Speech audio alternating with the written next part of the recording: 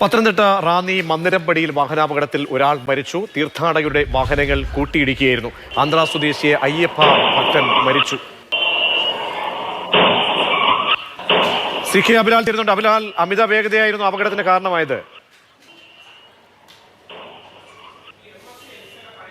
ഉടനൂർ മൂവാറ്റുപുഴ സംസ്ഥാന പാതയിൽ റാന്നിക്കടുത്ത് മന്ദിരമ്പടിയിൽ ഉച്ചയ്ക്ക് 12:20 കൂടിയാണ് അപകടമുണ്ടാകുന്നത്. ആന്ധ്രയിൽ നിന്നും ശബരിമലയിലെത്തി തീർത്ഥാടനത്തിന് ശേഷം നാട്ടിലേക്ക് കാറിൽ മടങ്ങിയ അയ്യപ്പഭക്തർ സഞ്ചരിച്ചിരുന്ന വാഹനമാണ് എതിർദിശയിലെത്തിയ തമിഴ്നാട്ടിൽ നിന്നുള്ള തൃച്ചി സ്വദേശികൾ സഞ്ചരിച്ചിരുന്ന വാനിലേക്ക് ഇടിച്ചു കയറിയത്.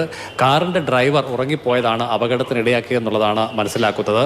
കാർ യാത്ര ചെയ്ത ഓറങ്കൽ ബൽഘട്ടിവാൽ സ്വദേശിയായിട്ടുള്ള വിനോദ് എന്ന 22-കാരനാണ് മരണമടഞ്ഞത്. സഹയാത്രികൻ നരസിംഹ എന്ന 29-കാരൻ ഗുരുതര പരിക്കുകളോടെ ചികിത്സയിൽ തുടരുകയാണ്. അദ്ദേഹത്തിൻ്റെ സ്ഥിതി അല്പം ആശങ്കാജനകമാണ് എന്നുള്ളതാണ് ആശുപത്രിയിൽ നിന്ന് ലഭ്യമാകുന്ന വിവരം. ഈ വാഹനത്തിൽ തന്നെ ഉണ്ടായിരുന്ന മറ്റ് 4 പേരെ താലൂക്ക് ആശുപത്രിയിൽ പ്രവേശിപ്പിച്ചിരിക്കുകയാണ്.